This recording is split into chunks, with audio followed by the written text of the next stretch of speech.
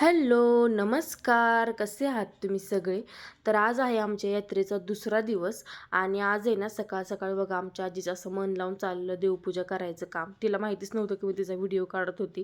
मग तिला कळलं. मग ती मला म्हणते की "जा जरा कामं कर." मग मी पण जाऊन थोडंसं झाडू वगैरे मारला आणि थोडंसं साफसफाई केली. आणि हे आजोबा आहेत ना, मी लहान असल्यापासून असा खवा विकायला येतात आमच्या गावामध्ये. ते अजूनपर्यंत येतात खवा विकण्यासाठी. आम्ही त्यांच्याकडून कधी-कधी खवा घेत असतो आणि मग खवा वगैरे घेतला आणि मग संध्याकाळी ना आजी आणि मी नैवेद्य घेऊन चाललेलो देवाच्या पाया पडण्यासाठी. मग आजी आजी मला म्हणत होती की "काय सारखाच माझा व्हिडिओ काढत असते गं तू?" आणि मग आम्ही देवळापाशी पोहोचलो. पोहोचल्यानंतर मग आम्ही गेलो देवदर्शन करण्यासाठी. जास्त काही गर्दी नव्हती. मग झालं देवदर्शन करून आणि मग इथे ना आमची आजी नारळ फोडत होती देवळाच्या बाहेर. नारळ वगैरे फोडला आणि देवाला प्रसाद ठेवला आणि मग आम्ही घरी आलो.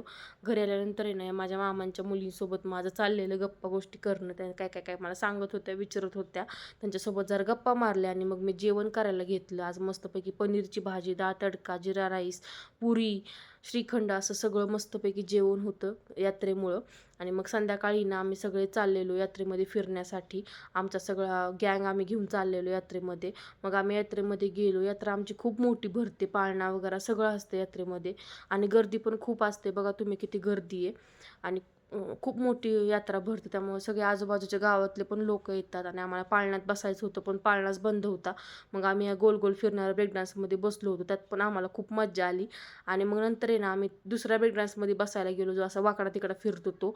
आणि त्या ब्रेक डान्समध्ये बसायला गेलो आणि मी व्हिडिओ काढत होते आणि अचानकच एकदम असं गरकीनं फिरलं ना ते. मला असं वाटलं आता माझा मोबाईल फुटतो की काय, पण वाचला माझा मोबाईल.